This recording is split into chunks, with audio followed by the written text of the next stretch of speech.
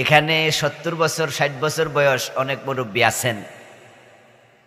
এই ৭০ বছরে বাংলাদেশে কোনো দাবানল হয়েছে? দাবানল বোঝেন তো, যেটা অলরেডি চলতেছে এক জায়গায়। কোথায়? আমেরিকার ক্যালিফোর্নিয়া, লস অ্যাঞ্জেলস। এই অগাস্ট মাসে আমি গিয়েছিলাম, ক্যালিফোর্নিয়াও গিয়েছিলাম, লস অ্যাঞ্জেলসেও গিয়েছিলাম। 22 দিন ছিলাম, আমেরিকায় সফর ছিল, ওয়াজ করতে গেছিলাম। আজীব আশ্চর্য হলাম আমি পত্রিকায় যখন দেখতেছি, ইউটিউবে দেখতেছি লস অ্যাঞ্জেলসে আগুন জ্বলছে। লস অ্যাঞ্জেলস এটা একটা বড় শহর এবং পৃথিবীতে বিখ্যাত যে কয়টা শহর আছে তার মাঝে একটা। আমেরিকাতে নিউ ইয়র্ক শহরটা খুব বিখ্যাত, ওয়াশিংটন ডিসি খুব বিখ্যাত, লস অ্যাঞ্জেলস খুব বিখ্যাত। তামাম পৃথিবীর বিখ্যাত যে কয়টা শহর তার মাঝে একটা লস অ্যাঞ্জেলস। এবং সেখানকার এক একটা বাড়ির এত দাম যে ছোট্ট একটা বাড়ি সেটা $1 মিলিয়ন দিয়ে পাওয়া যায় না, মানে হলো বাংলায় 12 কোটি টাকা কমপক্ষে ছোট্ট একটা বাড়ি। যেখানে আমাদের দেশে 3.5-4 কোটি টাকা হইলে 8-10 তলা বিল্ডিং হয়। জায়গা যদি কম দামি থাকে বিল্ডিং করতে 4 কোটি টাকা হয়ে যায় 8-9 তলা। আর সেখানে 1 তলার একটা বাড়ি $1 মিলিয়ন লাগে। এবং লস অ্যাঞ্জেলসের আশেপাশে আমি খুব একটা গাছগাছালি দেখিনি, শহরের আশেপাশে দেখিনি, অল্প কিছু গাছ আছে। তো দাবানল হয় জঙ্গলে, কিন্তু এবার হলো শহরে। মানে বিস্ময়কর। আমি এটা দেখছি আর ভাবছি যে আমি তো দেখে আসলাম মাত্র 5 মাস আগে। ওখানে লস অ্যাঞ্জেলসের বিশাল বড় বড় ভবন, 30, 40, 50 তলা উঁচু ভবনগুলো জ্বলে যাচ্ছে। এবং ক্যালিফোর্নিয়ায় সেখানে হলিউড সিনেমাতে বলিউড, ডালিউড, হলিউড এ জাতীয় শব্দ আছে। পৃথিবীর সবচেয়ে বড় দামি সিনেমাগুলো যা বানায় যারা, আমেরিকার হলিউড, তো সেখানকার হলিউড বিশাল পাহাড় আছে, পাহাড়ের গায়ে হলিউড লেখা। ওটাতে ছবি তোলার জন্য মানুষ লাখ লাখ ডলার খরচ করে যায়। আমিও সেখানে গিয়েছি, ছবি তুলিনি, কারণ এটা তো আমার কাম না। আমি গেছি দেখতে। মাহফিল হলো রাতে, দিনের বেলা বললাম ঘোরাও, একটু দেখাও ঘোরায়। তো সে পাহাড়ও আমাকে দেখাইছে, সেখানে হলিউডের সাইন লেখা। আজকে জানলাম যে সেই সাইন সহ পিড়ে গেছে।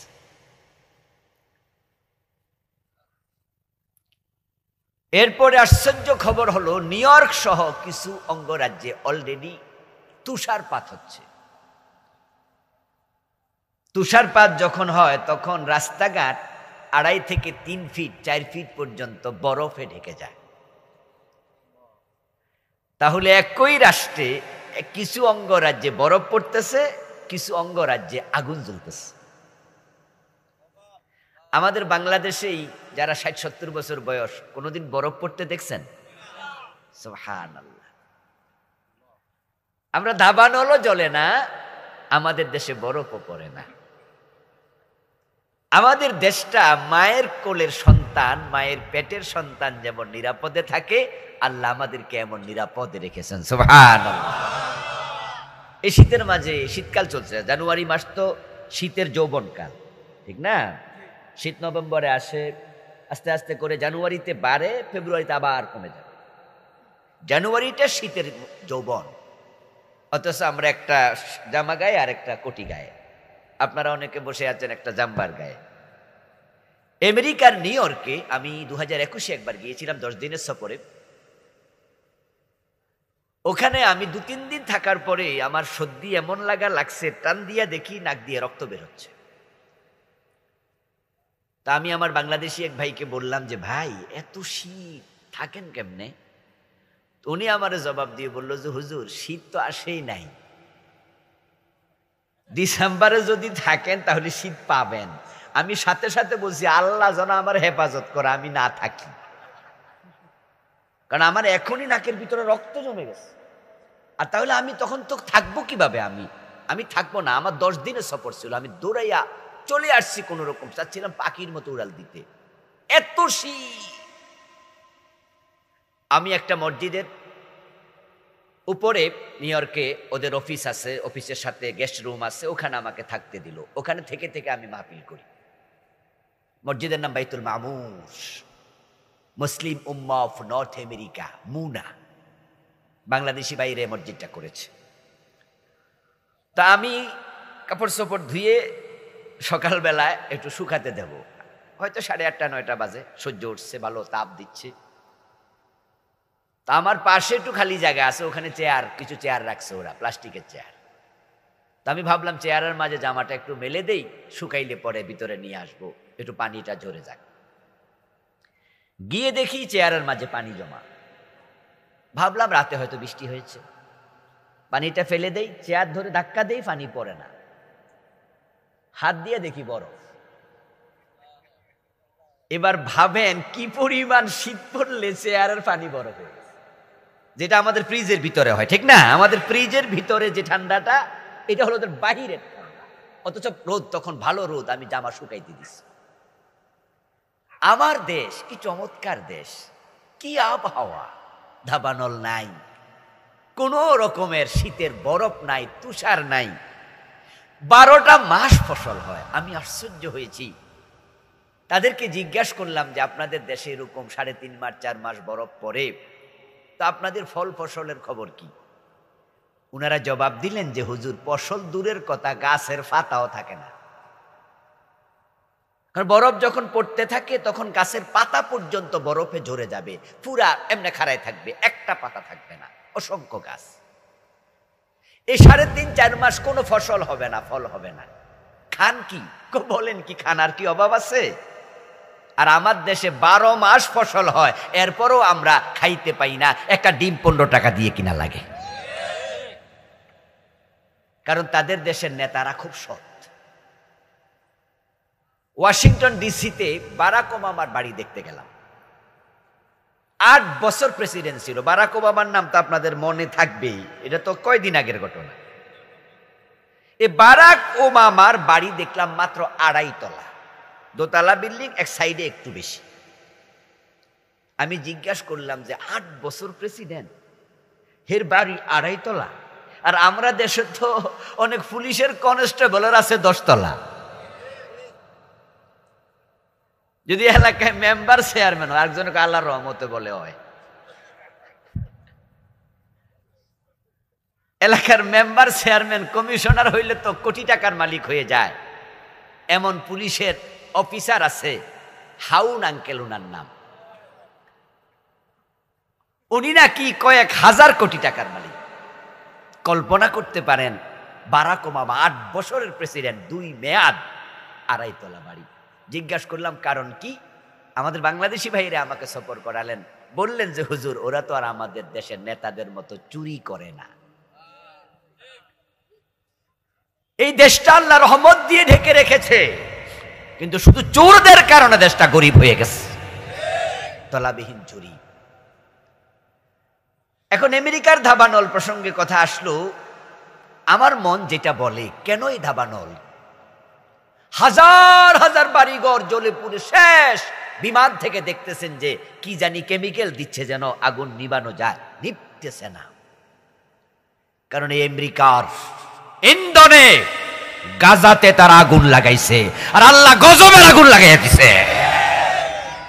গত 1 বছরে তারা মহা শ্মশান বানিয়ে ফেলেছে, কবরস্থান বানিয়ে দিছে। বিল্ডিং গুলো ভেঙ্গে চুরে বোমার আঘাতে শেষ করে দিয়েছে। যেদিন যুদ্ধটা লাগলো, যুদ্ধ লাগার সাথে সাথে আমেরিকা থেকে তারা মিসাইল পাঠিয়ে দিল, অস্ত্রের চালান পাঠিয়ে দিল, বিমান পাঠিয়ে দিল। তৎকালীন প্রেসিডেন্ট ছিল জো বাইডেন। এই আমেরিকার ইন্ধনে গাজার নিরীহ মুসলমানদেরকে তারা হত্যা করেছে, বাড়িঘর ভেঙেছে, হাজার হাজার টন বোমার আগুন তারা বিস্ফোরণ করেছে। আসমানের মালিক বলে, তোরা কোটি কোটি টাকা খরচ করে গাজা শেষ করেছিস, আর আমি আল্লাহ এক ইশারায় তোদেরকে শেষ করে দেব। বিশাল 2টা অঙ্গরাজ্য জ্বলে পুড়ে শেষ হয়ে যাচ্ছে। এটা আল্লাহর গজব।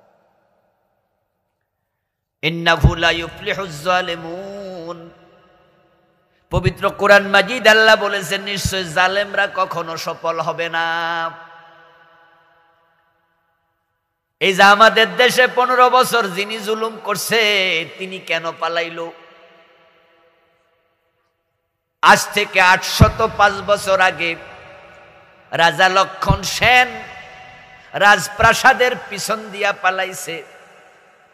805 বছর পরে আমাদের রাবেয়া বসরি পালাইছে। এই 800 বছরে আর কেউ পালায় নাই। ও দোস্ত, কেন পালালো? কারণ তারা এই 15 বছর আলেমদের উপরে এত জুলুম করছে যেটা স্বাধীনতার পরে আর কোন সরকার করে নাই।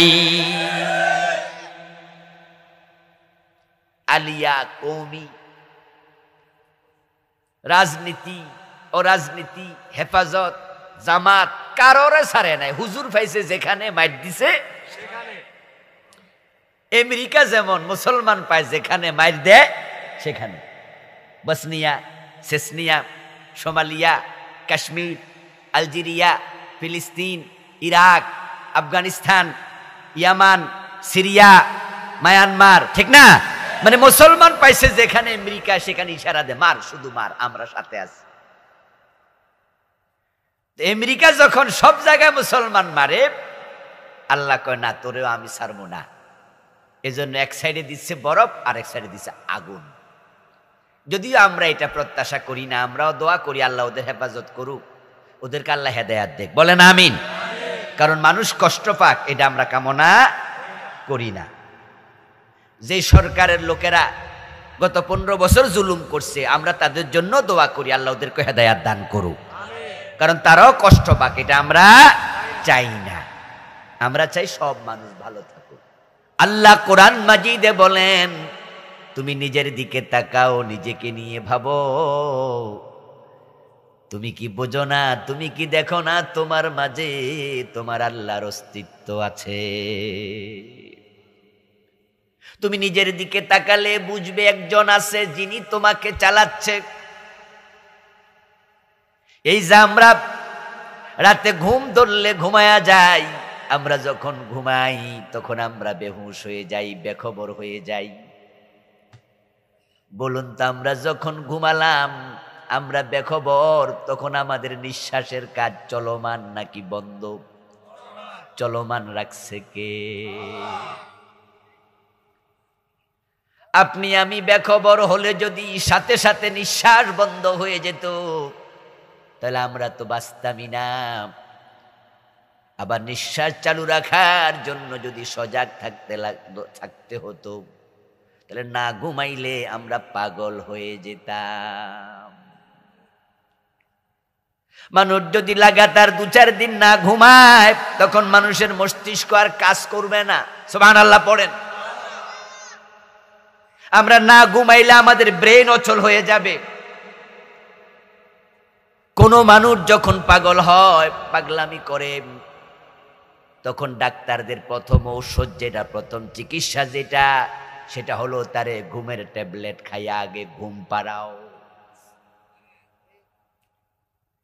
যখন মানুষ পাগলামি করে, ডাক্তাররা বলে আগে তাকে ঘুম পাড়াইয়া দাও, 6 ঘন্টা 10 ঘন্টা তাকে ঘুমাতে দাও, তাকে ডাইকো না। যখন সে জাগবে নিজে নিজে তখন জাগুক। আমার বন্ধু, মানুষের মস্তিষ্ককে শান্ত করার জন্য ঘুম এর চেয়ে বড় নেয়ামত আর নেই। মানুষ কাজ করতে করতে যখন ক্লান্ত হয়ে যায়, আমরা যদি 2-4 ঘন্টা ঘুমাই, 2-4-6 ঘন্টা ঘুম থেকে ওঠার পরে যে ক্লান্তিটা ছিল সেটা থাকে না, একবারে আবার আমরা ফুরফুরে হয়ে যাই। আমরা নিয়মিত হাঁটার কারণে, চলার কারণে, কাজের কারণে আমাদের দেহে ক্ষয় হয়। হাত ব্যবহার করতে করতে হাত ক্ষয় হয়। কিছু লোক আছে সারাদিন হাতে কাজ করে, যেমন ড্রাইভার, সারাদিন হাত নাড়াতে হয়।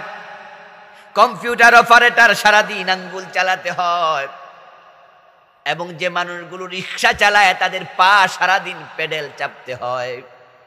মানুষ যখন ঘুমায় তখন হাতের ক্ষয়, পায়ের ক্ষয় সবটা আবার রিপিল হয়ে যায়।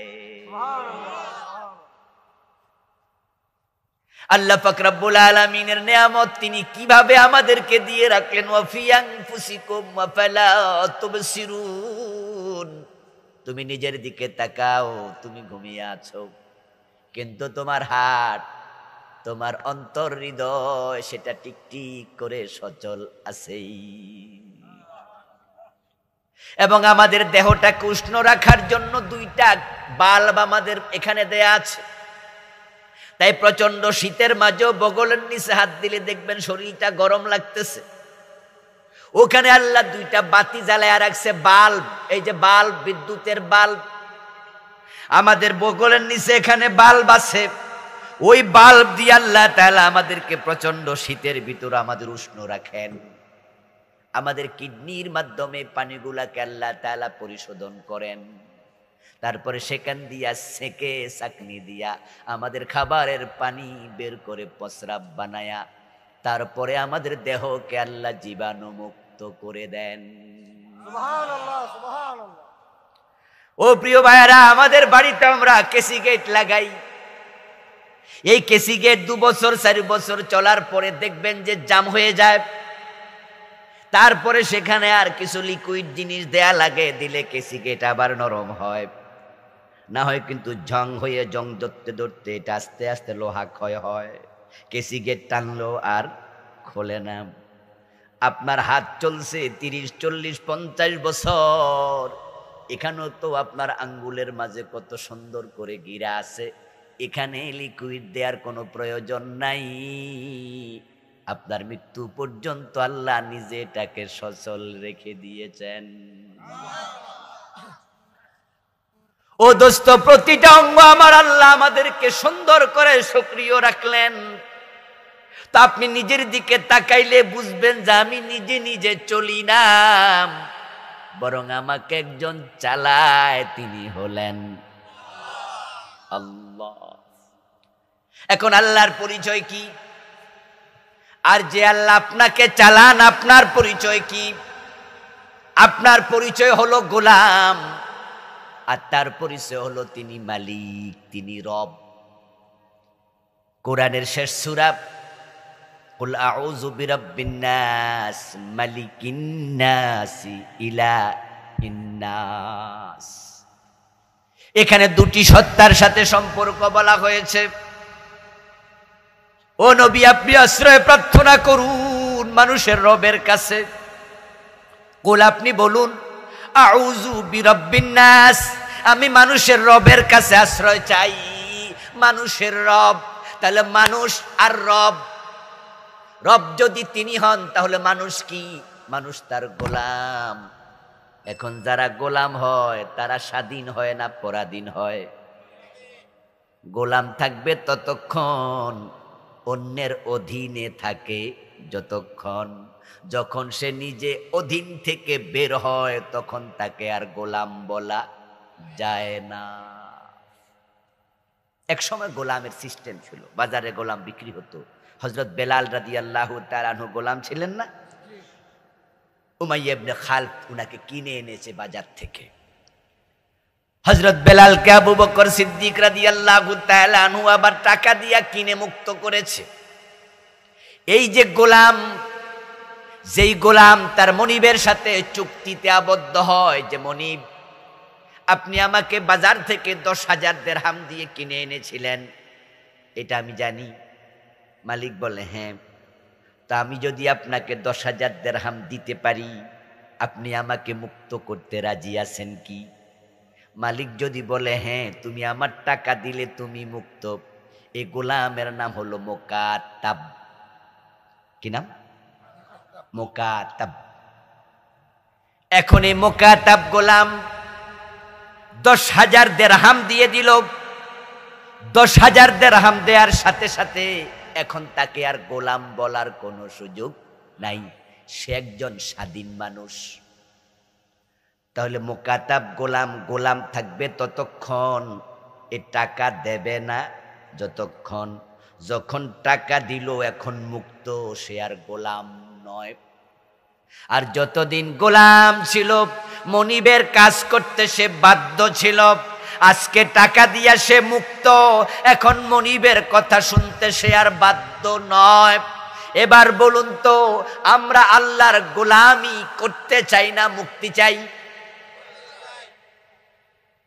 আল্লাহর গোলামি থেকে বের হতে চান নাকি? বরং আমরা আল্লাহর গোলাম থেকে থেকে মরতে চাই। কারণটা কি? কোন কারণে আমরা আল্লাহর গোলাম হতে চাই? নবীজি মুহাম্মদ সাল্লাল্লাহু আলাইহি ওয়াসাল্লাম বলেছেন, কুনু ইবাদাল্লাহি ইখওয়ানা, তোমরা সবাই আল্লাহর গোলাম হয়ে যাও, ভাই ভাই হয়ে যাও, আল্লাহর গোলাম হও। আল্লাহর গোলাম হওয়ার জন্য নবীজি কেন বললেন আমরাও কেন হতে চাই গোলাম? তার কারণ হলো, আল্লাহর গোলাম না হলে আল্লাহ জান্নাত দেবেন না। হাসরের দিন মানুষকে আল্লাহ যখন জান্নাত দেবেন, তখন জান্নাত দেওয়ার আগে বলবেন, কি বলবেন আমার সাথে পড়ুন যারা জানেন, ফাদখুলি ফি ইবাদি ওয়াদখুলি জান্নাতি। জান্নাত দেওয়ার আগে বলবেন ফাদখুলি ফি ইবাদি। ইবাদ শব্দটা আব্দুল শব্দের বহুবচন। আব্দুল মানে গোলাম, ইবাদ তার বহুবচন। ফাদখুলি ফি ইবাদি, ও হাসরের মাঠে উপস্থিত মানুষেরা, তোমরা আমার গোলামের কাতারে দাঁড়াও। তখন হাসরের ময়দানে উপস্থিত কোটি কোটি মানুষ থেকে তারা 120 কাতারে দাঁড়াবে। কয় কাতার? 120। এবার আল্লাহ বলবে ফাদখুলি ওয়াদখুলি জান্নাতি, এবার যারা এই কাতারে দাঁড়াইছো তারা আমার জান্নাতে প্রবেশ করো। মনে মনে ভাববেন, তাহলে আমিও খারাই যাবো। ওয়াল আমরু ইয়াউমাইযিন লিল্লাহ, আপনি চাইলেও খাড়াতে পারবেন না, কারণ সেদিন পুরা নিয়ন্ত্রণ থাকবে কার? সেখানে মানুষ কদমটাও নাড়তে পারবে না, নিজের ইচ্ছায় কদমটাও নাড়তে পারবে না। ওয়াল আমরু ইয়াউমাইযিন লিল্লাহ।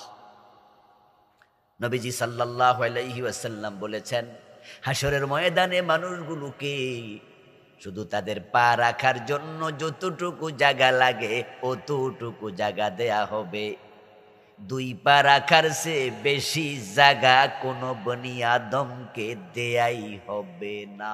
সুতরাং সে পা লাড়বে কেমনে?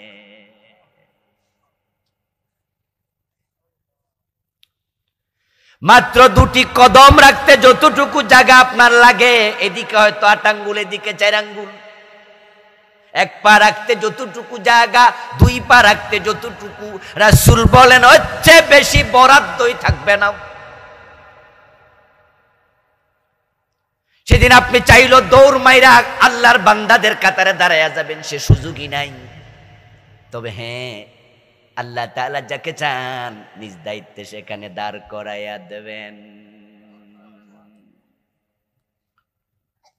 قال رسول الله صلى الله عليه وسلم يكشف ربنا عن ساقه فيسجد له كل مؤمن ومؤمنة ويبقى من كان يسجد في الدنيا رياء والسمعة فيذهب ليسجد فيعود ظهره طبقا واحدا।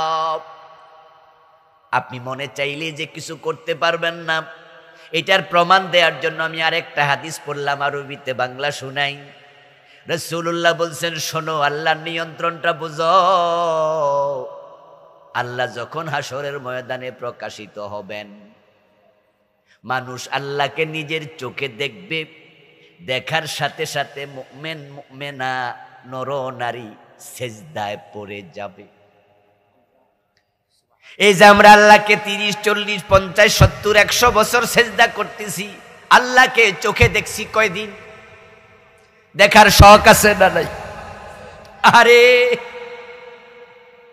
যে আল্লাহকে পুরাটা জীবন সেজদা করলাম, যদি তাকে এক নজর দেখতাম তিনি কেমন, যেই রাসূলের উপরে পুরা জীবন ভর দুরূদ পাঠালাম, যদি এক নজর দেখতাম রাসূল দেখতে কেমন। কত আবেগ আমাদের। এজন্য তো নবী মুসা আলাইহিস সালাম তুর পাহাড়ে আল্লাহর সাথে কথা বলতে বলতে একদিন বলে ফেললেন, রাব্বি আরিনি, ও আমার রব, তোমার সাথে এত কথা বলি কিন্তু তুমি কেমন আমি কোনোদিন দেখি নাই, যদি একটু দেখা দিতা। আল্লাহ মুসা আলাইহিস সালামকে সাথে সাথে বললেন, লা তারানি, ও মুসা, আমি আল্লাহরে দেখতে পারবা না, তোমার এই চোখ সহ্য করতে পারবে না, এজন্য আমার সাথে দেখা হবে, তবে সেটা হবে জান্নাতে হাসরে। সেদিন তোমার এই মাটির দেহ থাকবে না, আমি নতুন করে বানাবো, আর সেটাকে দেখার মতো ক্ষমতাও দেব। হাসরের ময়দানে মানুষ আল্লাহকে দেখবে, দেখার সাথে সাথে সিজদায় পড়ে যাবে। এখন হাসরের ময়দানে যারা সিজদায় পড়লো তাদেরকে দেখে যারা ওয়াক্তিয়া নামাজে ফাঁকি দিছে, জোহরে আছে আসরে নাই, মাগরিবে আছে এশায় নাই, চার ওয়াক্ত পড়ছে কিন্তু শীতের কারণে ফজর পড়ে না, এমন লোক আসেনি? 8:30 বাজে ওঠে ঘুমে, জুমা পরে ওয়াক্তিয়া পড়ে না, তারা ভাববে এখন সবাই সিজদায়, আমি কেন সিজদায় যাব না? রাসূলুল্লাহ বলেন, এ লোকেরাও সিজদা দিতে চাইবে কিন্তু তাদের মেরুদণ্ডের হাড্ডি কাঠের মতো আল্লাহ শক্ত বানাইয়া দেবে।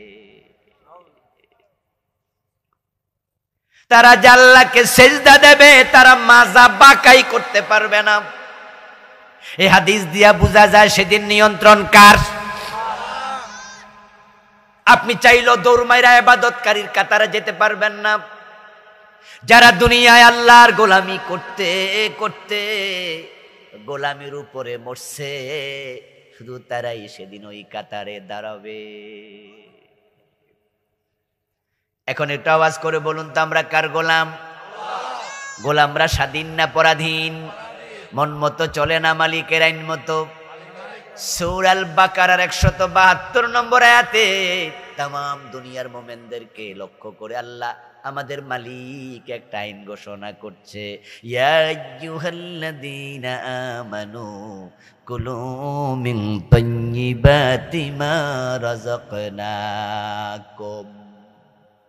ও আমার গোলামেরা, মোমেন বান্দারা শোনো, দুনিয়ায় তোমাদেরকে আমি হালাল যে রিজিক দিয়েছি, তোমরা শুধু হালাল রিজিক গ্রহণ করো।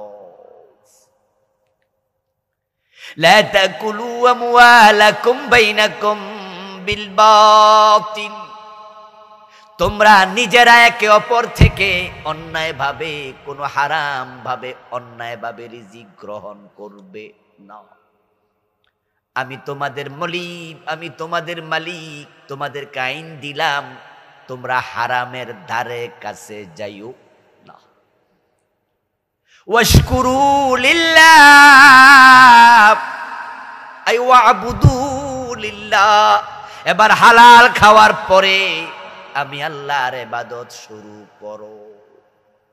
ইন কুনতুম ইয়াহু তা'বুদুন, যদি তোমরা আমি আল্লাহর গোলামি করতে রাজি থাকো। আমি আল্লাহর গোলামি মন চায় যেভাবে করবে সেভাবে সব চলবে না। আমি আল্লাহর গোলামি করতে যদি রাজি থাকো তাহলে তুমি হারাম ছাড়ো, তুমি হালাল ধরো, আগে হালাল খাও তারপর আমার ইবাদত। এই আয়াতের মাঝে আল্লাহ তাআলা দুটি অর্ডার দিলেন, 1 নম্বরে হালাল খাও, 2 নম্বরে ইবাদত করো। সিরিয়াল 1 নাম্বার হলো হালাল। যে ব্যক্তি এখানে সিরিয়াল ভাঙবে তার ইবাদত আর কবুল হবে না। قال رسول الله صلى الله عليه وسلم من اشترى ثوبا ب10 دراهم فيه درهم حرام লাম ইয়াকবালিল্লাহু লাহু সালাতাহু মা দামা আলাইহি। নবীজি এবার ব্যাখ্যা করছেন আয়াতে কারিমার, যে ব্যক্তি 10 দিরহাম দিয়ে কোনো কাপড় কিনলো, 9 দিরহাম হালাল, 1 দিরহাম হারাম, ওই কাপড়ে 1 দিরহাম হারাম টাকা ঢুকে গেছে। ওই কাপড় পরে যত রাকাত নামাজ আর পড়ুক, 1 রাকাতও কবুল হবে না, কারণ সে সিরিয়াল ভাঙছে। ثم ذكر الرجل يطيل السفر أشعث وأغبر ثم يمد يديه إلى السماء فيقول يا ربي يا ربي يا رب ومطعمه حرام ومشربه حرام وملبسه حرام وغذي بالحرام فأنى يستجاب لذلك رواه مسلم। প্রিয় নবীজি বলছেন, এক লোকের কথা শোনো, উদাহরণ দিচ্ছেন। সে দুবাই থেকে, কাতার থেকে, ইয়ামান থেকে, সিরিয়া থেকে 500 মাইল 700 মাইল 1000 মাইল দূর থেকে উটের পিঠে চড়ে আল্লাহর ঘরে হজ করার জন্য মক্কায় চলে গেল। যখন হেরাম পড়েছে তখন থেকে মাথার চুল আর আশ্রয় না, গায়ের কাপড়ে ধুলাবালি, পাগলের মতো উস্কু খুস্কু চুল নিয়া, ধুলি দিশিরিত দেহ নিয়া মক্কার সামনে হাজির হইয়া 2 হাত আসমানের দিকে তুলে বলো, আমার রব, আমার এটা দেও সেটা দেও, আমার গুনাহ মাফ করো, আমার বাবারে জান্নাত দেও। আল্লাহর কাছে 2 হাত তুলে কাবার সামনে খাড়াইছে, খাড়াইয়া শুধু দোয়া করে আর মনে মনে ভাবে, এমন জায়গায় দাঁড়াইছি যেখানে কত নবীর পায়ের ধুলা লেগে আছে, সুতরাং এখানের দোয়া রব ফিরাবে না, এই আশা নিয়ে লোকটা দোয়া শুরু করছে। অথচ আমি নবী বলি, শোনো, তার পেটে হারাম, তার কাপড়ে হারাম, সে হারাম টাকা দিয়া আপেল আঙ্গুর খাইয়া হজে গেছে, হারাম টাকায় কেনা পোলাও মুরগি গোশ খাইয়া হজে গেছে, তার রক্তের সাথে হারাম ঢুকে গেছে, তার হেরামের কাপড়ে হারাম আছে, এবং সে যে পানি পান করেছে, ওই পানি যে বিদ্যুৎ দিয়া তুলছে, বিদ্যুতের বিলটাও গোশের টাকা দিয়া পরিশোধ করছে। সৌজনে কম দিছে, মালে বেজাল দিছে, বাবা মরছে, মা মরছে 10 বছর, বোনের হক দেয় না, জোর করে বোনেরটাও খায়, নিজেরটাও খায়, এমন ভাই আছে না? সরাসরি গোশের টাকা দিয়া, সুদের টাকা দিয়া হজে যায়, এমন হাজী সাহেব আছে না নাই? সিনেমার নায়িকা হজে গেছে, পত্রিকায় দেখলাম মৌসুমী হজ করছে, উমরা। কয়দিন আগে আরো কয়টা দেখলাম হজে গেছে, হজ থেকে আইয়া আবার সিনেমা করে। তো টাকা পাইলো কই? ও সিনেমা কইরা কামাইছে। শরীর দেখাইয়া যারা টাকা কামায়, টাকাটা হালাল না হারাম? তো কাবা যাইয়া হেও তো দোয়া করে। আমাদের রাশেদ খান মেনন হজে গেছে, হাসানুল হক ইনু হজ করছে, আলহাজ হাসানুল হক ইনু। ও দোস্ত, যেই লোকেরা 24 ঘন্টা যদি বক্তৃতা দিত, ওই সময় আপনি দিতেন, 24 ঘন্টায় ইসলামের বিরুদ্ধেই বলতো। এত বড় জালেম এই দুইটা। আল্লাহর দ্বীনের বিরুদ্ধে, আলেম ওলামার বিরুদ্ধে এত বড় দুশ্মন বাংলাদেশে খুব কম আছে। এই দুইটা আবার হাজি। এই দুইটা যখন হজে গেছে আর মিনায় যাইয়া পাথর মারছে শয়তান রে, নিশ্চয় শয়তান সেদিন কানছে। আমরা পাথর মারলে কান্দে না, হুজুর মানুষ তো মারবই। আর হেরা মারার সাথে সাথে কান্দা কইছে, দোস্ত তুইও মারলি, আমি না তোর বড় ভাই লাগি? কি লাগে? একই গোত্রের লোক, একই বংশের কাম করে। আর হেরা যদি পাথর মারে দুঃখ রাখি কই? বুঝেন নাই? শয়তানে সেদিন কানছে, হেরাও বুঝি মার। প্রিয় নবীজি বলে, তোমার পেটে হারাম, তোমার রক্তে হারাম, তোমার জামা কাপড়ে হারাম। হারাম খাইয়া কাবার সামনে কেন, কাবার ভিতরে দূরে ঢুকে দোয়া করো, দোয়া কবুল হবে না। হারাম কাপড় পরে হারাম খাইয়া নামাজ পড়লে নামাজ হয় না, হারামের সাথে সংশ্লিষ্টতা রেখে দোয়া করলে দোয়া কবুল হয় না। প্রশ্ন হতে পারে কারণটা কি? নবী মুহাম্মদ সাল্লাল্লাহু আলাইহি ওয়াসাল্লাম নিজে উত্তর দিলেন, ইন্নাল্লাহা তাইয়্যিব লা ইয়াকবালু ইল্লা তাইয়্যিবা।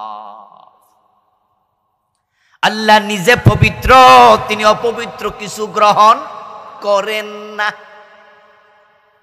ইন্নাল্লাহা আমারাল মুমিনিন কামা আমারা বিহিল মুরসালিন।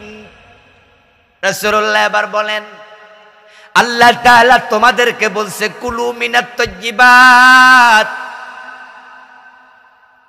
ও দুনিয়ার মুমিনেরা হালাল খাও।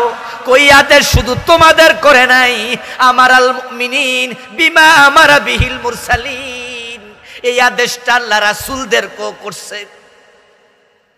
হালাল খাইতে রাসূলরা বাধ্য, হালাল খাইতে মুমিনেরা বাধ্য। হালাল খাওয়ার অর্ডার করেছেন কে? তলাবু কাসবিল হালাল ফরিদাতুম বাদাল ফরিদা।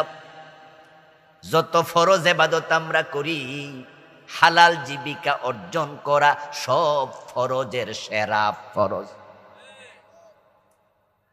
আল্লাহ নবীদেরকে বলছে, ইয়া আইয়ুহার রাসূল কুলু মিনাত তাইয়্যিবাতি ওয়ামালু সালিহাম। ও আমার রাসূলেরা, হালাল খাও এবং ইবাদত করো। কোরআন শরীফের আয়াত শোনালাম, আবার বলুন তো আপনারা আমার সাথে, হালাল খাও এবং ইবাদত করো অর্ডার কয়টা? এক নম্বরে কোনটা? দ্বিতীয় কোনটা? আয়াতের মাঝে অর্ডার কিন্তু দুইটা নয়, অর্ডার আছে মোট তিনটা। একটা হলো হালাল খাও, আর একটা হলো ইবাদত করো, আর মাঝখানে আছে সিরিয়াল মেইনটেইন করো। ওয়ারকাউ ওয়াসজুদু, রুকু করো সিজদা করো, দুটাই ফরজ। এবার বলুন তো আগে কোনটা? কথা কয় না। ওয়ারকাউ ওয়াসজুদু কোরআনের আয়াত, রুকু করো এবং সিজদা করো। এখানে অর্ডার কি দুইটা না তিনটা? ইয়েস, এখানে অর্ডার কিন্তু দুইটা না, অর্ডার হলো তিনটা। রুকু করো এবং সিজদা করো।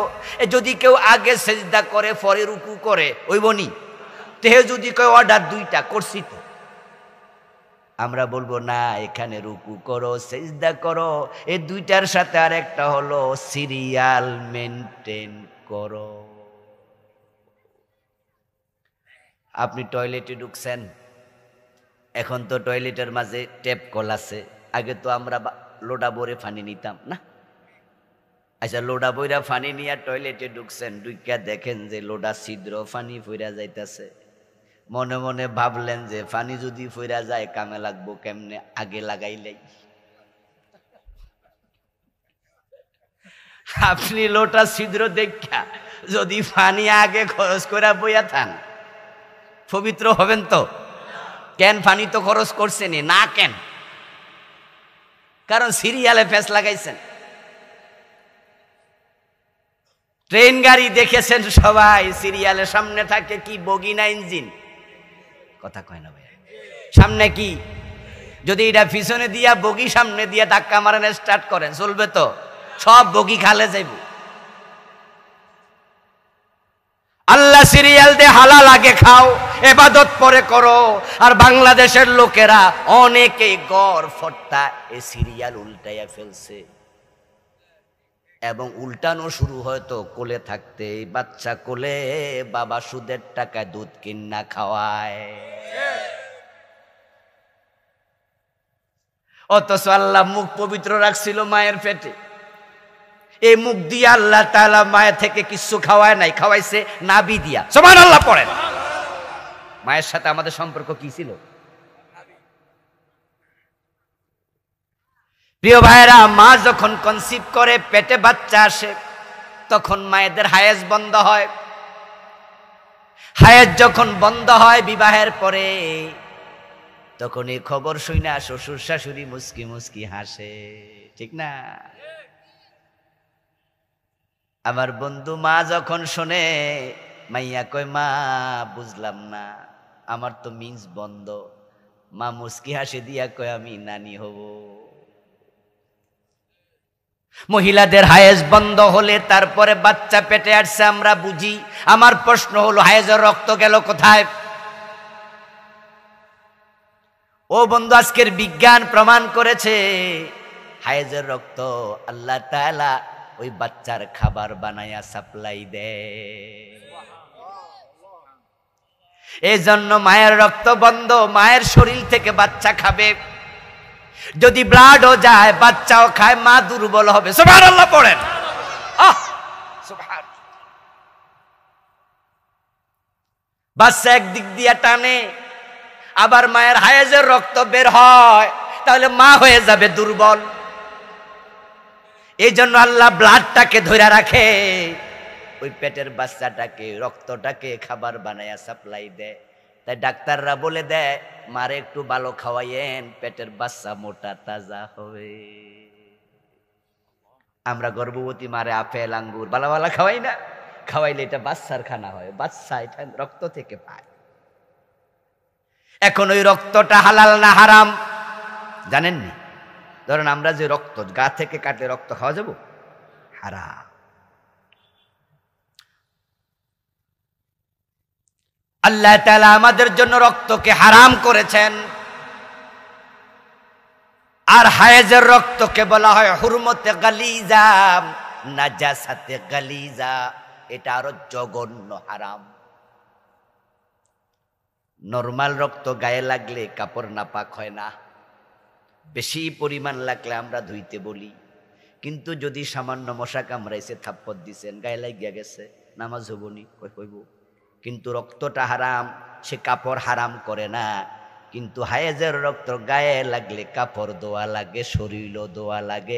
এটা হুরমতে নাজাসাতে গালিজা, হুরমতে গালিজা, জঘন্য হারাম। এখন ওই হারাম রক্ত আল্লাহ তাআলা বাচ্চার মুখ দিয়ে সাপ্লাই দেবেন না, কারণ এই মুখ দিয়ে সে আল্লাহর জিকির করবে, কালেমা পড়বে, কোরআন পড়বে, আল্লাহকে ডাকবে। তাই বাচ্চা মায়ের পেটে যখন ছিল আল্লাহ মুখটাকে বন্ধ করে রাখছে, এইভাবে ঠোঁট লাগানো ছিল।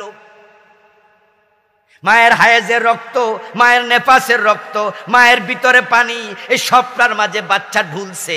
বাচ্চা একবারে ভাসমান ছিল, তার মুখ দিয়া কিচ্ছু ঢোকে নাই, আল্লাহ ঢুকায় নাই।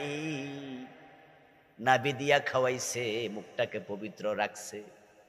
আর পেট থেকে বাহির হয়ে আসলো, স্বামী থাকে এই ক্যান্টনমেন্টে চাকরি করে, একটা দোকানে দোকানদারি করে, বাড়ি থেকে মোবাইলে কল দিয়া জানাইলো তোমার তো বাচ্চা হইছে, বেটা হারাম টাকার ডানু দুধ কিন্না রেডি। আল্লাহ পবিত্র রাখলো মায়ের পেটে প্রায় 6 মাস বা তারও বেশি। বাচ্চা প্রথম 40 দিন ছিল নতফা, বীর্য, দ্বিতীয় 40 দিন আলাকা, রক্ত, তৃতীয় 40 দিন হলো মুদগা, মাংসপিণ্ড। 340 120 দিন যখন পার হয়, আল্লাহ কোরআনে বলেন ফাকাসাউনাল ইযামা লাহমা, আমি ওই মাংসের ভিতরে হাড্ডি ঢুকাইয়া আবার মাংস দিয়া ঢেকে মানুষ বানাই। সুবহানাল্লাহ। আমি তার ডিজাইন কমপ্লিট করি, টোটাল স্ট্রাকচারাল ডিজাইন কমপ্লিট হলো। এখনো রূহ মায়ের পেটে আসে নাই। এবার আল্লাহ তাআলা রূহের জগৎ থেকে রূহটা পাঠাবেন, কিন্তু তার আগে একজন ফেরেশতা মায়ের পেটে পাঠাইয়া দেন। ও ফেরেশতা যাও, অমুক গ্রামে অমুক মহিলার পেটে আমি এক বান্দা বানাইছি, ওই বান্দার মাথার পাশে গিয়ে তুমি বসো, বসে তার তাকদীরটা লিখে কমপ্লিট করো। আল্লাহর অর্ডারে সে ফেরেশতা আসে, মায়ের নিঃশ্বাস দিয়া ওই ফেরেশতা তার পেটের ভিতরে ঢুকে যায়। তারপরে আপনার আমার মাথার পাশে বসেছে। ফায়াকতুবু আজালাহু ওয়া রিজকাহু ওয়া আমালাহু ওয়া শাকিয়ুন আম সাঈদ। আল্লাহর অর্ডারে 4টা জিনিস মৌলিকভাবে সে লিখে। 1 নম্বরে লিখে তার হায়াত, কতদিন বাঁচবে। তারপর লিখে তার রিজিক, সে কি কি খাবে।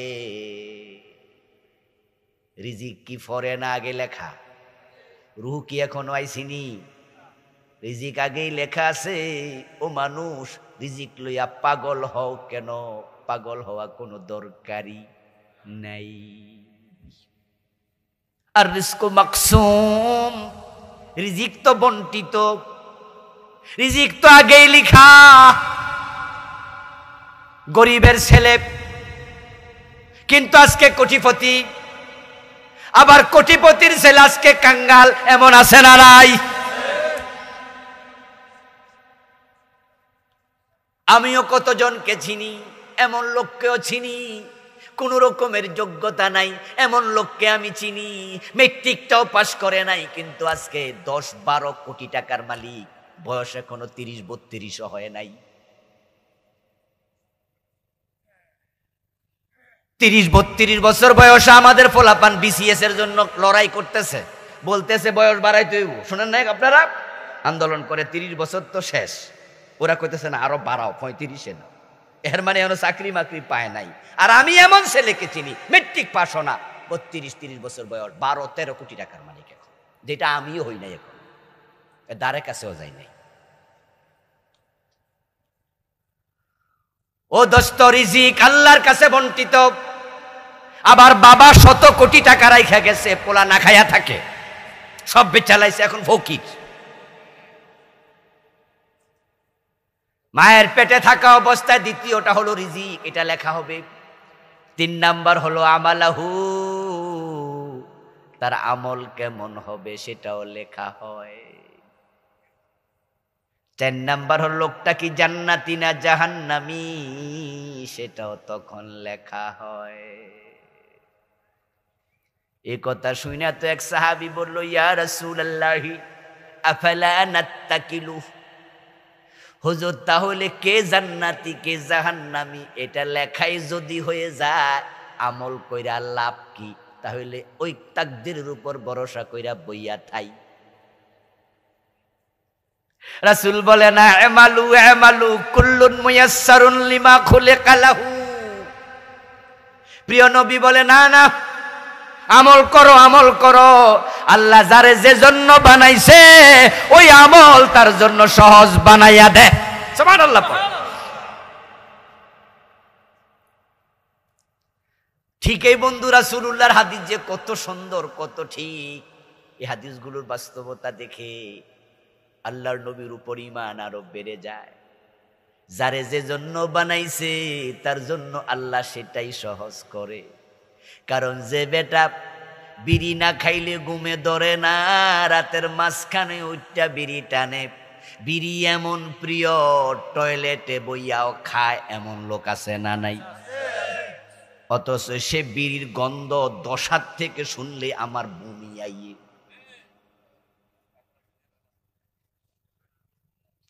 তারে বানাইছে আগুন মুখে নেয়ার জন্য, আর আমারে সেজন্য বানায় নাই। একজন মোমেনের মুখে আগুন ওঠে কেমনে? বিড়ির মাঝে জাহান্নামের 3টা জিনিস একসাথে পাওয়া যায়। একটা হলো আগুন, দ্বিতীয়টা দুর্গন্ধ, তৃতীয়টা হলো ধোঁয়া। জাহান্নামের আগুনে ধোঁয়া থাকবে, জাহান্নামের আগুনে আগুন থাকবে, জাহান্নামের আগুনে দুর্গন্ধ থাকবে। বলুন তো 3টা একসাথে বিড়ির মাঝে আছে না নাই? এটা মুসলমান মুখে নেয় কেমনে? তার কাছে এটা ইজি, আপনার কাছে এটা কঠিন। আজানের আওয়াজ শুনলে আপনার অন্তরটা আনন্দে ভরে যায়, আজান শুনলে কি মজা। আবার আরেকজন আজানের আওয়াজ শুনে ডিস্টার্ব লাগে, এমন আছে না নাই? যার কাছে যেটা আল্লাহ দে মজা বানাইয়া। আজকে ফজরের টাইমে ঘুমের কারণে ফজর কাজা, উঠে দেখেন সূর্য উঠে গেছে, সারাটা দিন আফসুস করতে করতে টিপ দিচ্ছেন, এলাকার মেম্বার চেয়ারম্যান ভিআইপি লোক, কোন জরুরত আছে তাই বেডা সারাদিন আফসুস কইরা কয় সকাল বেলার ঘুমটা ভাঙ্গা দিছে।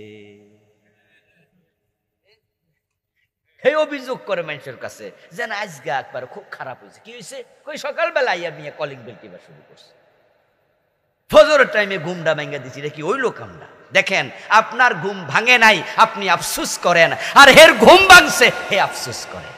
আল্লাহ যারে যেটার জন্য বানাইছে এটাই সহজ করে। আমাদের দেশে এমন মেয়ে আছে যে মেয়ে বলে, ওরে বাবা রে বাবা, আমার ক্লাসমেট কয়টা মাইয়া আছে বোরকা পইরা কলেজে আইয়ে এমনি নাকটা পর্যন্ত বাইন্দা রাখে, অক্সিজেন যে কোন দাগা দিয়া ঢোকে আল্লাহ জানে। আবার এখন যে গরম, এই গরমে যে কেমনে থাকে, আমার দোস্ত লক্ষ্য করুন, সে নিজে নেকাব পরে না, নেকাব যে পড়ছে সেটা নাকি কষ্ট, অথচ আমাদের যে মেয়েরা বোনেরা নেকাব পরে কন্টিনিউ যায়, তাদেরকে যদি বলা হয় মুখ খোলো, সে কষ্টে হার্ট ফেল করবে। সে বলবে কি, আমার মুখ খুলবো কেন, অসম্ভব। পরীক্ষার হলে শুধুমাত্র চেহারা দেখাইতে বলেছে, তাই পরীক্ষা দেয় না এমন মেয়েও আছে। কয়দিন আগেই তো চট্টগ্রামে এক কলেজের টিচার প্রিন্সিপাল সব গড়ে পরে মাপ চাইছে। মেয়েকে বলছিল চেহারা দেখাও, পরীক্ষার হলে মেয়ে বলছে কেন, যদি চেহারা দেখতে হয় কোনো মহিলা টিচার দেখবে, আপনি কেন? ও টিচার বলছে যে না, কোনো মহিলা টিচার নাই, আমরা পুরুষ মানুষ, অসুবিধা নাই। মেয়ে বলছে অসুবিধা নাই, কে বলেছে? আমি কোনো পর পুরুষকে চেহারা দেখাই অভ্যস্ত নই। বল তাহলে তোমাকে এক্সপেল করা হবে। মেয়ে বলছে যাই করেন করেন, কিন্তু চেহারা দেখাবো না। পরে এটা ফেসবুকে আসছে, এই কয়দিন আগের ঘটনা, এক সপ্তাহ দেড় সপ্তাহ। পরে সেনাবাহিনী যাইয়া পরে কন্ট্রোল করছে, পাবলিক ফেসবুকে পাইয়া ফেস দ্য পিপল এটা বিশাল রিপোর্ট করেছে।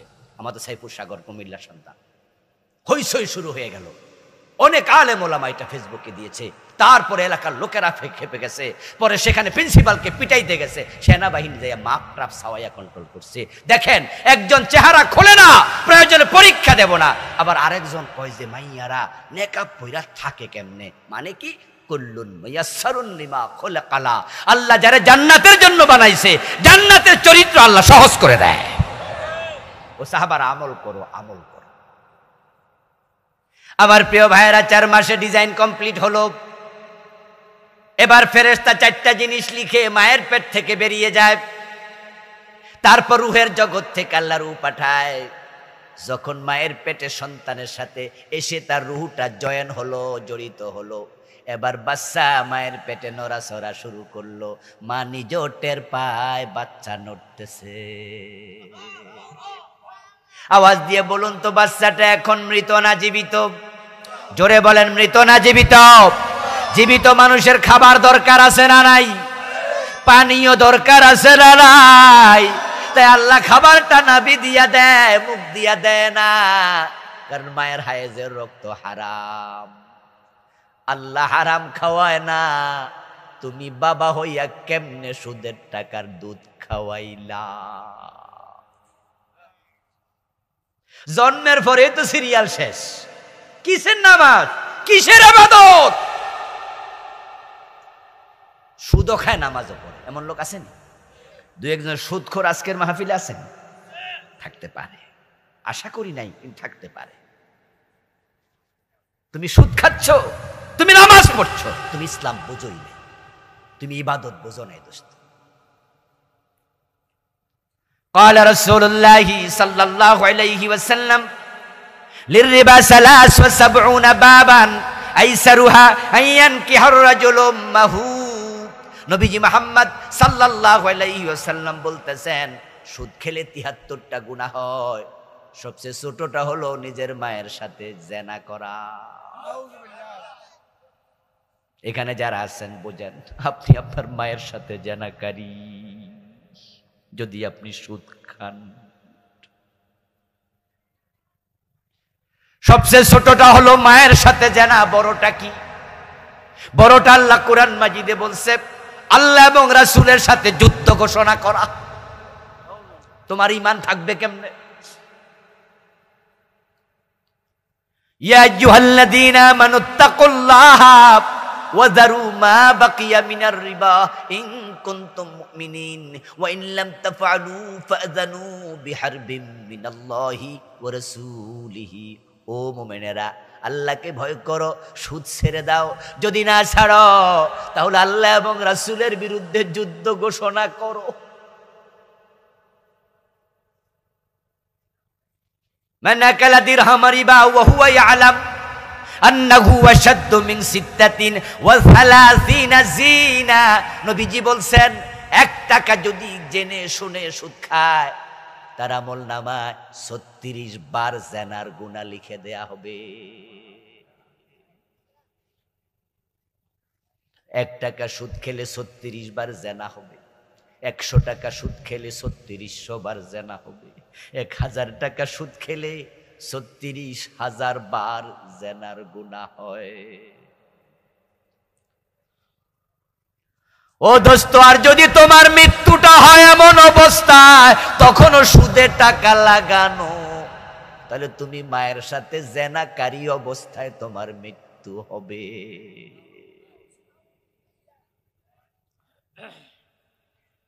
ঘোষের টাকায় মসজিদ বানায়, ঘোষের টাকা আল্লাহর রাস্তা দান করে জান্নাত খোঁজে, নামাজও পড়ে রোজাও রাখে, ঘোষ খায়, সিগনেচার করে না, ফাইল আটকায়া রাখে, মানুষকে হারাম টাকা ঘোষ দিতে বাধ্য করে।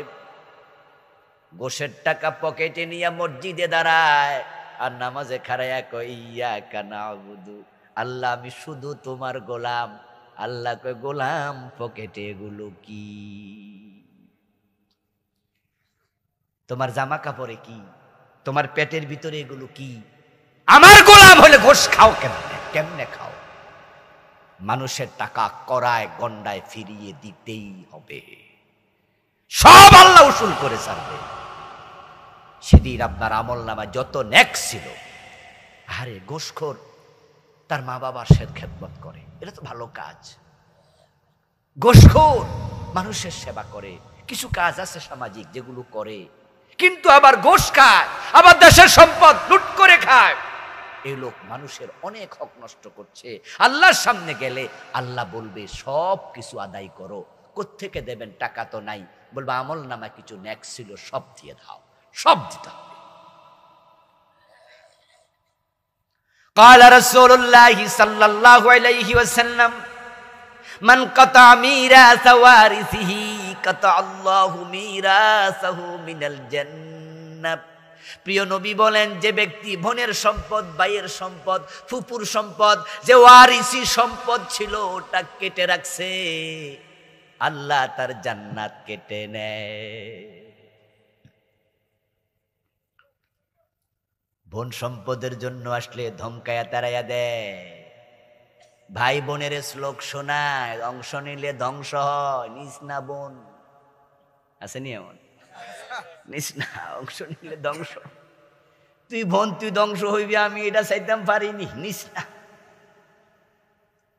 ও দোস্ত, আপনি বোনের সম্পদ দেন নাই। আমি তো বলি, যারা ভাইয়ের সম্পদ, বোনের সম্পদ কেড়ে খায়, তাদের মতো বড় ডাকাত দুনিয়ায় নাই। কারণ এলাকার ডাকাত তো এলাকায় ডাকাতি করে না, দূরে যাইয়া করে। কারণ দেখবেন যে এলাকার ডাকাত ডাকাতি করে না, করার কারণও আছে। কারণ যারা ডাকায় তারা কি লুকাইয়া করে না, প্রকাশ্যে করে? কারণ প্রকাশ্যে লুকাইয়া করলে তো চুরি হয়। ডাকাত তো সামনে খাড়াইয়া চুরি ধরে কয় মিয়া কি আছে দেও, ঠিক না? বাড়িতে গেল তো বাড়ির দরজা মরজা ভাঙ্গা কয় এই চাবি টাবি আলমারির চাবি যা আছে দেও, তাড়াতাড়ি দেও। এখন এলাকার ডাকাত যদি গামছা টামছা বাইন দেওয়া যায়, কণ্ঠ শুনে চিনা লাগবেন না? আপনি কবেন কেডা রে, আব্বাইচানি রে, এই সেলিমের ফুত না, এটা চোখ দেখেও চিনা লাগবেন। এই জন্য এলাকার ডাকাত এলাকায় ডাকাতি করে না। আর আপনি বোনেরটা খাইছেন, তাহলে আপনি তো আরো বড় ডাকাত। বোনদেরকে বলে দেবেন, বোন তোমারটা তুমি না। কয়দিন আগে একজন ব্যক্তি পাইছিলাম, উনি বলছে হুজুর আমি আমার বোনদেরকে বলেছি যে তোমার সম্পদ নিবা না টাকা নিবা। তো বোন বলতেছে না সম্পদ নেব না, টাকা দেন। তো বলছে তুমি এলাকায় যাচাই করো, যাচাই করার পরে 10,000 টাকা বেশি দেবো। উনি বলতেছে, তো আমি বললাম যে বলেন কি আপনি? হ্যাঁ, বলে আমি আমার বোনকে বলছি 10,000 বেশি দেব। বোন বলতেছে আরে না আপনি দেন। উনি বললেন যে না, আমি 10,000 এর জন্যই বেশি দেব যে তুমি আমার বোন, তাই। আর আমরা তো কেমনে ঠকাইতে পারি এই চিন্তা থাকি, ঠিক না? আর তাও তো বুঝাই টুজাই ঠকাইলে হইতো। আপনি কই দেন যে বোন তো নে যা, এখন আমি তো তোর ভাই, কত লাখ টাকা, 10 লাখ তো নে, 5 লাখ নে আর 5 লাখ ছাইরা দে। বনে যদি খুশি হইয়া কয় যে আচ্ছা ঠিক আছে ছাইরা দিলাম, তাও তো হইতো, কিন্তু দমকাইয়া তারাইয়া দেয়, মোটে দেই না। পাইব 10 লাখ 2 লাখ দিয়ে কয় নিলে না নিলে জাগা। قال رسول الله صلى الله عليه وسلم من أخذ شبرا من الأرض ظلما فإنه يطوقه يوم القيامة من 7 أرضين। ও জান্নাতি মানুষ শোনো, মোমেন আল্লাহর গোলামেরা শুনুন, আজকের মাহফিলে যারা আছেন সব মানুষ আল্লাহকে ভালোবাসেন, জান্নাতের প্রত্যাশা করেন, তাই তো এত রাতে শীতের মাঝে মাটিতে বসে আছেন। আমার রাসূল বলতেছে শোনো, যদি কেউ জোর করে কারো 1 বিঘত জমি দখল করে, আল্লাহ সেটা 7 বিঘত বানায়া গলায় ঝুলাবে। তো যারা জাল দলিল করে, মানুষের জমি দখল করে, হ্যাঁ, এরপরে সুবহানাল্লাহ কইয়া কোপ মাইরা খেতের আইল বাঁকা করে লায়, আছে না? এখন ফজরের নামাজ পড়া খেতে গেছে তো টুপি অন্য মাথায় আছে, গোসলিং দি মাইরা কাঁচা মাইরা তারপর আল্লাহু আকবার কইয়া কোপ মারতাছে, জিকির করতে করতে কোফায়া খেত বাঁকা করে লাইছে আইল। মনে মনে ভাবে 4 আঙ্গুল কইরা বাড়লো তো 1 শতক বেড়া যাবো না, আধা শতক বেড়া যাবে। আমি বলি যারা এই জাতীয় মানুষের জমি দখল করতেছেন, ক্ষমতার জোর দেখায়, ক্ষমতা আছে আমার দল, সুতরাং বাজারে গড় বানাইলা, ঠেল্লা বানা, 2 হাত দখল কর, পারলে বেটা ঠেকাক। আর কেমনে ঠেকাবে? বেডা না আরেক দল করে, বেডা দৌড়ের উপরে আছে, বেডার না মামলার আসামি, বেডা তো আইবো না, এখন আসার সুযোগও নাই, এই চান্সে বিল্ডিং বানায়লা। আমি আপনাদেরকে বলছি, আমি ওই লোকদেরকে বলে থাকি, তুমি দুধ খাইবা প্রতিদিন 1-1.5 কেজি রোজ কইরা, শরীরে বল বাড়াও, কারণ পুরাটা গলায় জুলাবে, টানা লাগবে তো। 7 গুণ বড় হবে, 7 গুণ। ভাবতে পারেন আপনি নিচে জমিন কোথায়? এইভাবে 7 না, নিচেও তো 7। জমিন নিচে কোথায় আমরা তো জানি না। পৃথিবীর সবচেয়ে গভীরতম সমুদ্র প্রশান্ত মহাসাগর, যার গভীর, আমি এবার গোসল করছি সেখানে, আটলান্টিকও করছিলাম, প্রশান্ততেও করছি। বিশাল সাগর, যার কোনো কুল কিনারা নাই। আটলান্টিক মহাসাগর, শুধুমাত্র সাগরের উপরেই থাকা লাগে আমেরিকায় যাওয়ার সময় 7 ঘন্টার মতো। 13 ঘন্টা সফরে 7 ঘন্টা শুধু সাগরের উপর। 13 ঘন্টা লাগে যদি যখন আমরা রিয়াদ থেকে, কাতার থেকে, দুবাই থেকে উঠি, এখান থেকে 7 ঘন্টা, সেখান থেকে 13 ঘন্টা, 20 ঘন্টার জার্নি। এখান থেকে সৌদি আরব যাইতে লাগে 6 ঘন্টা, আর আমেরিকা যাইতে সাগরের উপর থাকা লাগে 7 ঘন্টা। কত বড় সাগর! এর চেয়ে বড় প্রশান্ত। ওই প্রশান্ত মহাসাগরের গভীরতম স্থানের গভীরতা হলো 36,000 ফিট। পৃথিবীর সবচেয়ে উঁচু পাহাড় হিমালয়, ওটার উচ্চতা হলো 29,000 ফিট। পুরা হিমালয় কেটে যদি প্রশান্ত মহাসাগরে ছেড়ে দেন, সবটা ডুবে যাবে, উপরে পানি থাকবে 7,000 ফিট। আচ্ছা, এবার বলুন তো, প্রশান্ত মহাসাগরের যে জায়গায় সবচেয়ে গভীর, ওখানে যদি রশিতে, একটা বড় আপনার শক্ত রশিতে বড় পাথর বেঁধে আমরা পাথরটা ছেড়ে দেই, কোনো লঞ্চে বসে যেতে যেতে যেতে যেতে কি থামবে না? 36,000 ফিট যাওয়ার পরে কি এটা ঠেকে যাবে না? এর মানে কি দাঁড়ালো? 36,000 ফিটের পরও মাটি আছে। তাহলে জমিনের গভীরতা কত? এটা 7 গুণ বাড়াইয়া গলায় ঝুলালে টানবেন কেমনে? তো মানুষের জমি দখল করে জান্নাত খোঁজেন, জান্নাত বুঝি এত মাগনা? আল্লাহর গোলাম, আল্লাহর অর্ডার মানো, আল্লাহর অর্ডার মানো। হালাল ভাবে টাকা আসবে, কোটিপতি হয়ে যাও ওসমানের মতো, কোনো অসুবিধা নাই। আর হালাল ভাবে আসবে না, তোমার রিজিক আল্লাহ কম রেখেছে, তুমি হযরত বেলালের মতো রাসূলের মসজিদের বারান্দায় ঘুমানোর অভ্যাস করো, ফুটপাতে ঘুমাবে। বেলাল জান্নাতি, রাসূলের মসজিদের বারান্দার সাহাবী। আবু হুরায়রা রাদিয়াল্লাহু তাআলা জান্নাতি, রাসূলের মসজিদের বারান্দার সাহাবী, আহলে সুফফার সদস্য। ওসমান জান্নাতি, কোটিপতি। কোটিপতিও জান্নাতে যাবে, গরিবও জান্নাতে যাবে। চরিত্র ঠিক করো। টাকা নাই, বেলালের মতো গরিব থাকো। টাকা যদি হালাল ভাবে আসে, ওসমানের মতো ধনী হও। কিন্তু লোভ বাড়াইয়া জিহ্বা লম্বা করো না, আল্লাহ জিহ্বা কেটে ফেলবে কাছে দিয়ে জাহান্নামে। আল্লাহরে ভুলভাল বুঝাইয়া জান্নাত পেয়ে যাবেন, এটা ভাববেন না। আমাদের দেশের লোকেরা ঠিক তাই মনে করে। তাই সিনেমা হলের মালিক মসজিদের সভাপতি হয়ে থাকে। হ্যাঁ, সুদী ব্যাংকের মালিক মসজিদের সভাপতি, এরকম সিনেমা হলের মালিক মসজিদের সভাপতি। ঢাকার পাশে এক জেলায় মাহফিল করতে গেলাম আর কয়েক বছর আগে। মাহফিল করতে যাওয়ার পরে যিনি রিসিভ করলেন, শুভ্রদাড়ি সুন্দর মানুষ, আমাকে বললেন যে হুজুর, এই মসজিদ আমি সভাপতি, টাইলস দিয়া বানাইছি, অত সুন্দর করছি, এ করছি ও করছি, ভালো করে খাওয়ালেন। ওয়াজে ওঠার আগে দিয়া মসজিদটা আমারে ঘুরাইয়া নিলেন, বারান্দা হুজুর রাখার ব্যবস্থা করছে, বারান্দা সাজাইছে, অজুর খানা। আমি তো খুশি, মা ভালো মানুষ, ভালো মানুষ, পিঠে হাত বুলালাম।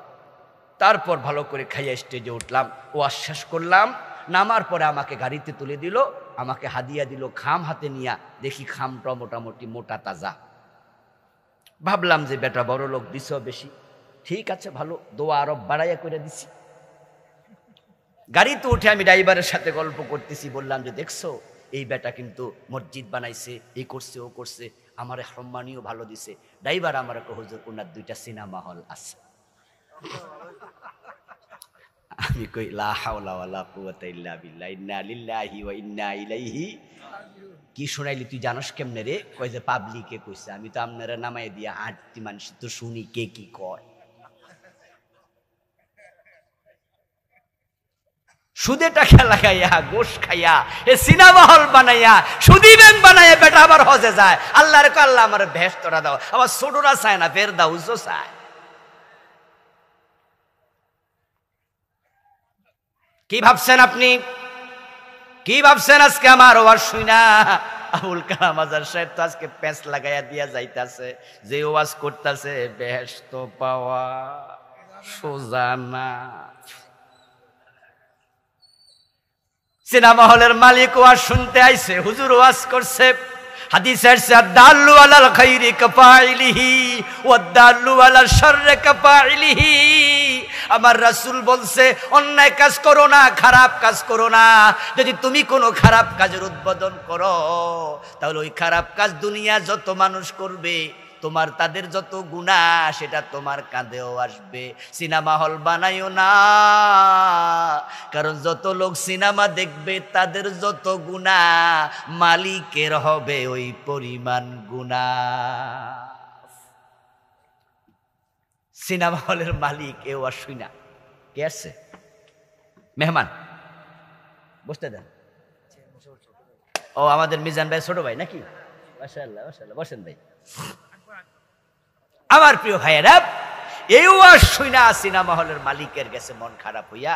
কি রে কয় হুজুরে, একটা সিনেমা হলে 3 বার চলে সিনেমা, সকালে একবার, দুপুরে একবার, রাতে একবার। এক সিনেমা হলে সকাল বিকাল মিলিয়ে যদি 500 কইরা লোক সিনেমা চায়, 1500, 200 কইরা চাইলে 600 লোক, তাহলে তারা 3 ঘন্টা লাগাতার কবিরা গুনাহ করে। আর আমি বাড়িতে বইয়া বইয়া এত কবিরা গুনাহ আমার আমল নামায় আসবে, তো বেহেশতে যাবো কেমনে? ওয়াজ শুইনা বাড়িতে গেছে, মন খারাপ। বউ জিগায়, কি বালা কামে গেছেন, মন থাকবে ফুরফুরা, মন খারাপ কেন? হুজুর যে ওয়াজ করছে, উপায় নাই। বউয়ের কাছে এবার হুজুরের ওয়াজ শুনাইলো যে এই ঘটনা, যত লোক নাকি কবিরা গুনাহ করবে আমার সিনেমা হল সিনেমা দেখে, সব নাকি আমার আমল নামে আসবে, এটা হাদিস থেকে কইছে। এখন কি উপায়? তো বউ বলে, জান্নাতে যাওয়ার এত শখ যদি থাকে, সিনেমা হল বাদ দাও, তওবা করে লাও। জামাই কয়, এই মহিলা মানুষ, তোদের এই জন্য তো বেডি বানাইছে আল্লাহ, একদিনের ওয়াজেই লাখ লাখ টাকা ছেড়ে দিব। জান্নাতে যামু এটা ঠিক আছে, কিন্তু এই একদিনের ওয়াজে লাখ লাখ টাকা আয় হয়, ছেড়ে দিব। তো বউ জিজ্ঞাসা, তাহলে কি করবা? ভাইব্বা দেখো, এটা রাইক্কা জান্নাত কেমনে পাওয়া যায়। তো বউ ভাবে, স্বামীও ভাবে যে এই সিনেমা হল রাইখা কেমনে জান্নাতে যাওয়া যায়। হঠাৎ মাথায় আসছে, আরে হুজুর না ওয়াজ করছিল মসজিদ বানায় আল্লাহ জান্নাতে ঘর বানায়, এটা তো ব্রেইনে ছিল না। এই যে পাইয়া গেছি, আমার তো টাকার অভাব না, একটা মসজিদও বানাই দিল। রাস্তার পূর্ব পাশে সিনেমা হল, পশ্চিম পাশে বানাই দিছে মসজিদ। পয়সা আছে, বানাইতে অসুবিধা কি? শুধু নামের জন্য মসজিদ বানায় এমন লোক আছে না নাই? নাম কামানোর জন্য মসজিদ বানাইছে।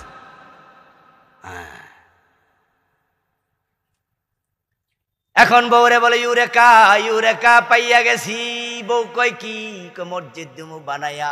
মসজিদ থাকবে কিয়ামত পর্যন্ত, সিনেমা হল তো আর কিয়ামত পর্যন্ত থাকবো না। হয়তো আমার যুগ না হয় ফোলা পর্যন্ত থাকবো 10-20 বছর। সিনেমা হলের গুনাহ বাম কাঁধে আসুক, মসজিদের ইবাদতের সওয়াব আসবে ডান কাঁধে। আসতেই থাকবে, সওয়াব আসবে এ কাঁধে, গুনাহ আসবে এ কাঁধে। সওয়াব গুনাহ কাটাকাটি, আমি মাঝখান দিয়া কোটিপতি।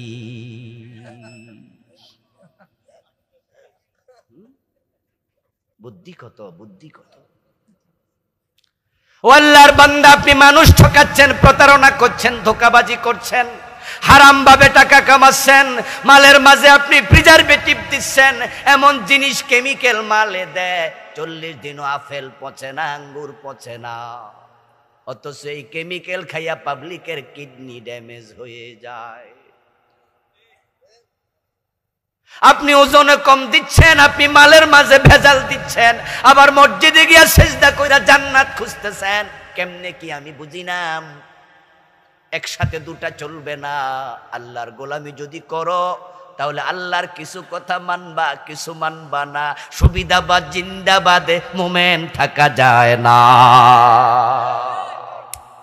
একদিকে আসেন, একদিকে ইসলাম মানলে মানেন, না হয় বাদ দেন, 2 নাম্বারই করেন না। এত শক্ত ওয়াজ করলে জান্নাতে যাবো কেমনে হুজুর? একটু নরম টরম করে দেয়া যায় না? যায়। আদ-দীন ইউসরুন ওয়ালা উসর, ইয়াসসিরু ওয়ালা তুআসসিরু, বাশশিরু ওয়ালা তুনাফফিরু। নবীজি বলছেন যে ইসলামকে সহজ করো, কঠিন করো না। ইসলাম আসলেই সহজ, ইসলাম আসলেই সহজ। কি করা যায়? একটা কাজ করবেন, সেটা হচ্ছে আল কানাআ, স্বল্পে তুষ্ট থাকেন, হারাম খাওয়া লাগবে না। আমার ছোট্ট জীবনের অভিজ্ঞতায় বলে, সবচেয়ে বেশি হারাম তারাই খায় যাদের টাকার অভাব নাই। এই দুনিয়া হায় সেই বেশি চায় যার আছে ভুরি ভুরি, রাজার হস্ত করল সব, কাঙ্গালের ধন চুরি।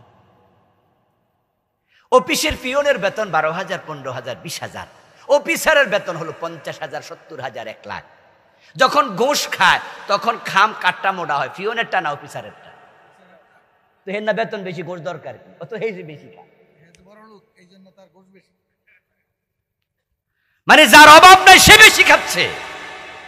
আমাদের দেশে ইউনিয়নের চেয়ারম্যান ঘুষ কত খায়, একজন মন্ত্রী কত খায়, তুলনা দিয়ে দেখবেন যে ইউনিয়নের চেয়ারম্যানে খায় 1000, 2000, 10,000, 50,000, আর মন্ত্রী খায় 50 লাখ, 1 কোটি, 10 কোটি, 20 কোটি। আপনার লোভ আপনাকে শেষ করে দিচ্ছে। আপনার জিহ্বা এত লম্বা কেন? কম খান, যা আছে তা খান, হারাম খান কেন? এসালম কোম্পানির গাড়ি আছে না? আপনারা তো রাস্তার পাশের মানুষ, ক্যান্টনমেন্ট দিয়া। আমি লেখাপড়া করছি মিশানি সুপুয়া মাদ্রাসা 14 গ্রামে, ক্লাস 6 থেকে ক্লাস 10 পর্যন্ত, পরে ধামতি আলিয়া আলেম ফাজিল কামিল। তো সুপুয়া মাদ্রাসায় আমরা যখন ছোট ক্লাস 6-এ পড়ি, সেই 89-90-তে দেখেছি এসালম গ্রুপ, এসালমের গাড়ি, এসালম পরিবহন। তাহলে আজ থেকে কত বছর? 90 মানে আজ থেকে মোটামুটি তো 34 বছর, 35 বছর আগে। 35 বছর আগে এসালমের গাড়ি আছে, এর মানে তারা নতুন ধনী না, তারা অনেক পুরাতন ধনী। কিন্তু তাদের লোভ তাদেরকে আজকে এত নিচে নিচে ইসলামী ব্যাংক সহ 8-10টা ব্যাংকের টাকা খাইয়া পেট এত বড় করছে, বিপ্লবের পর দেশ থেকে পালাতে বাধ্য হয়েছে। একটা ভাইও আর দেশে নাই। আজ থেকে মাসখানেক আগে তার মা মারা গেছে, তারা মায়ের কবরে মাটিও দিতে পারে নাই।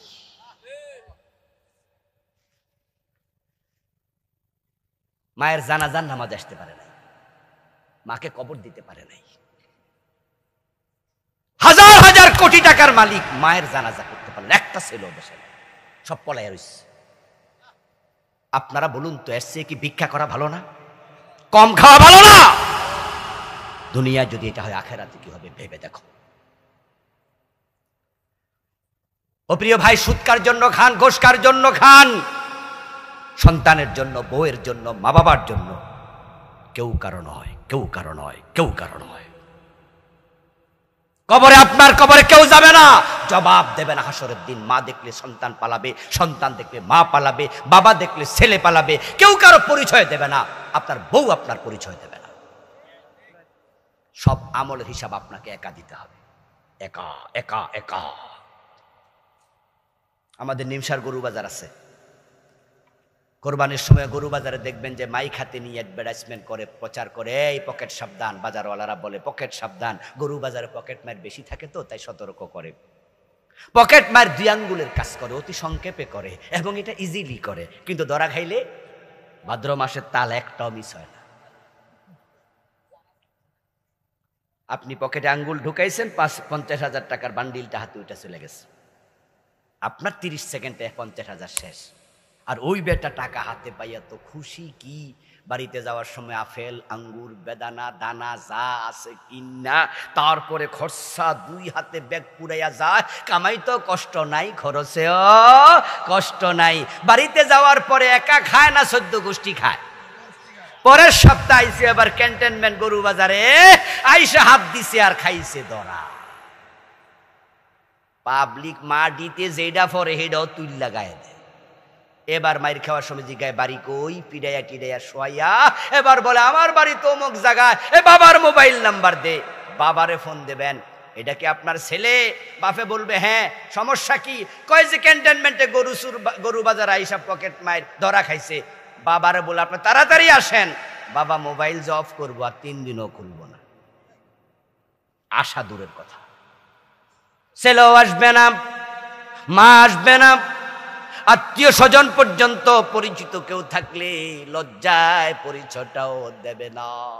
তুমি গত সপ্তাহে 14 গোষ্ঠী মিলা খাইছো আপেল আঙ্গুর, আজকে মায়ের একা খাও। তোমার সহযোগী দুনিয়াতে কেউ নাই, এবার আখেরাতে কি হবে ভেবে দেখো।